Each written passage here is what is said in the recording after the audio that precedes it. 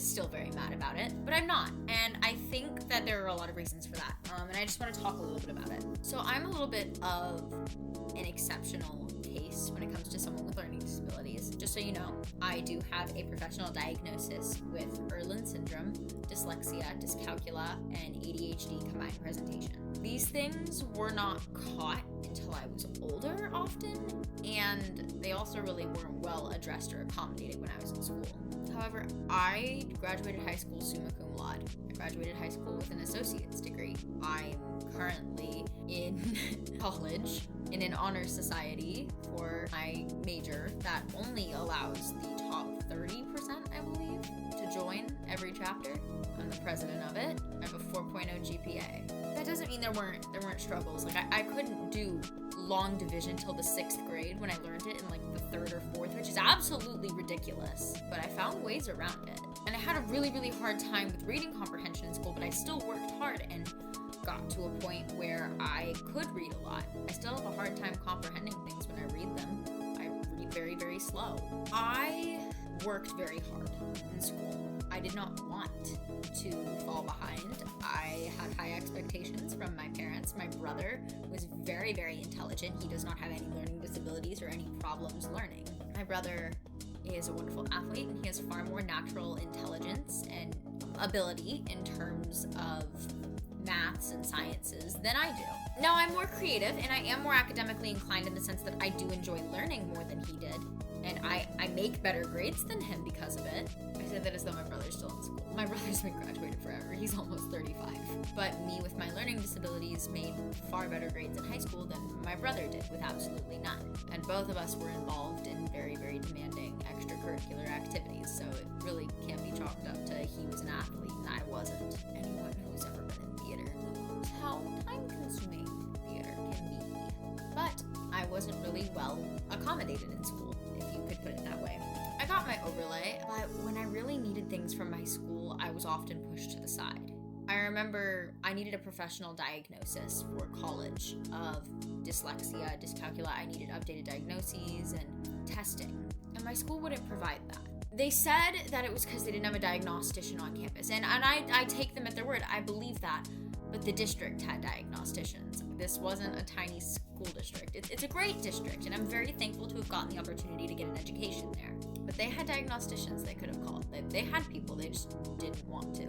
They didn't want to take the time out of their day to make those phone calls to set these things up. And some could see that as lazy. Maybe it was. I don't fully know their reasoning. Some see that as careless, as uncaring and unfair to me. And I mean, I did have to pay, I think, over $1,000 to get a professional diagnosis. But I really don't think that was the intent of the school, because they loved me there. I remember the administration spoke highly of me and spoke very kindly to me all the time. I was always treated with kindness and respect. They knew of my accomplishments. They knew how hard I worked. So why do I think this was a problem? Why on earth could they not just accommodate me when I needed and meet my needs when I needed them? Well, as most people who have learning disabilities know, it gets harder to deal with them as you get older. My learning disabilities got far harder to cope with when I was in high school than they were when I was in elementary school, and especially in the later half of middle school. They were really hard to cope with and really hard to just deal with, if that makes sense. I really needed that extra help. I really needed these things. I needed the extra time. I remember my brother used to check all of my math homework for me because I had such a hard time in math, and he was essentially my private math tutor. You know, school was very hard for me, but I loved it, and I think that's another big thing. I loved school, and I was very academically inclined, so I wanted to make good grades, so I was going to do what I needed to. Not every kid with learning disabilities does that. A lot of the times you see kids with learning disabilities give up.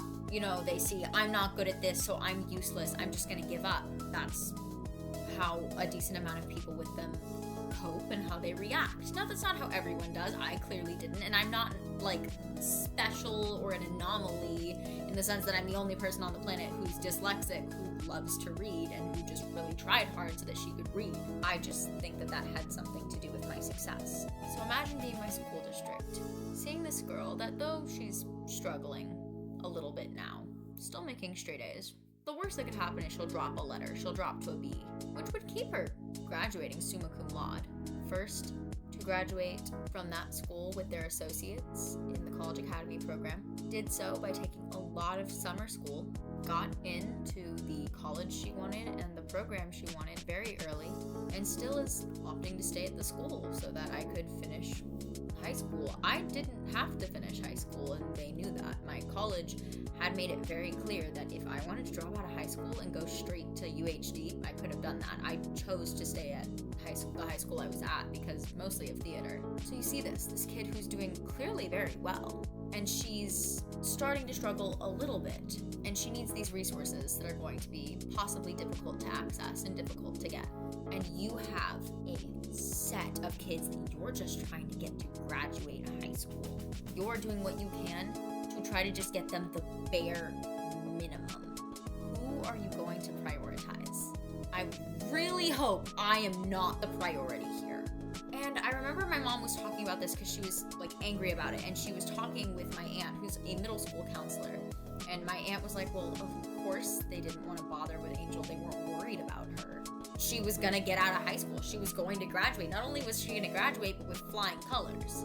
And that's something that I am very cognizant of, and I don't know if people always are. I don't think it was that they didn't care. I think that if I had really been struggling and it had gotten to be a big problem, my teachers would have noticed and something would have been done about it. Now, does that mean I should have been ignored when I asked for resources and when my mom did? No, absolutely not. That's not acceptable. You should never do that. But I can't entirely fault them. I wasn't failing. I wasn't really doing badly in school. I was doing quite well. And they had other things to worry about. I was about to graduate. I see where they were coming from. That's all. Just wanted to talk about that for a little bit. Hope someone got something out of it. Found it kind of interesting. All right, stay safe, stay smart, work hard. Bye.